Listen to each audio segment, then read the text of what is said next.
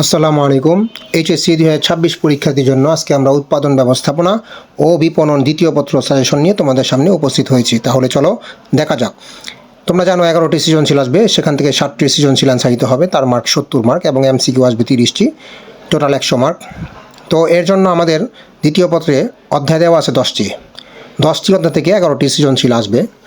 তো তোমাদের 11টি সৃজনশীল কমন ফেলার দরকার নেই, 60টি সৃজনশীল কমন ফেললেই তোমরা ফুল অ্যান্সার করতে পারবে। সেই জন্য তোমাদের অধ্যায় 10টি পড়ার দরকার নেই, তোমাদের পড়তে হবে 60টি অধ্যায় পড়লেই তোমরা 60টি সৃজনশীল বা 8টি সৃজনশীল কমন পেয়ে যাবে। তো দ্বিতীয় পত্রে যেই একটি বাড়তি সৃজনশীল 10টি অধ্যায় থেকে 10টি সৃজনশীল আসবে, একটি বাড়তি সৃজনশীল আসবে, সেই সৃজনশীলটি কম্বাইন্ড আকারে আসতে পারে।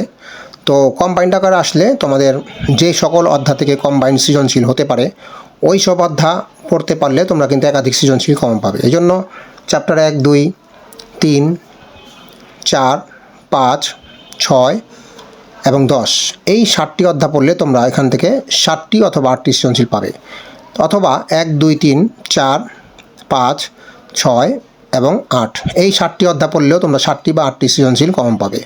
ওপরের প্যাটার্নটি ফলো করলেও 7-8টি সৃজনশীল কম পাবে, নিচের প্যাটার্নটি থেকেও 7টি বা 8টি সৃজনশীল কম পাবে। যে কোনো একটি প্যাটার্ন তোমরা ফলো করতে পারো, অথবা আরেকটি প্যাটার্ন দিয়ে দিই 1, 2, 3, 4 অধ্যায় 7, 8 এবং 9। তো এখান থেকেও তোমরা 60টি বা 8টি সৃজনশীল কম পাবে। তোমরা এই 3টি প্যাটার্ন থেকে যে কোনো একটি প্যাটার্ন চয়েস করে প্রথম প্যাটার্নটিও চয়েস করতে পারো, দ্বিতীয় প্যাটার্নটি চয়েস করতে পারো, এই দুইটি প্যাটার্ন বেশি ভালো হয়, অথবা তোমরা তৃতীয় প্যাটার্নটিও চয়েস করতে পারো। যে কোনো একটি প্যাটার্ন তোমরা কমপ্লিট করলে তোমরা কিন্তু 7 থেকে 8টি সৃজনশীলই পাবে।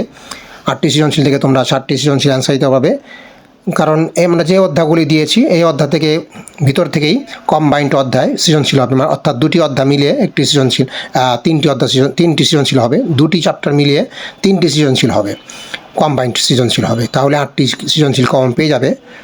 তো আজকে মার্কেটিং সেকেন্ড পেপার সাজেশন আজকে এই পর্যন্তই। পরবর্তী ভিডিওতে আমরা নতুন বিষয় নিয়ে সাজেশন নিয়ে তোমাদের সামনে উপস্থিত হব। পরবর্তী ভিডিও দেখার জন্য আমন্ত্রণ রইল। সেই পর্যন্ত ভালো থাকো, সুস্থ থাকো, ধন্যবাদ।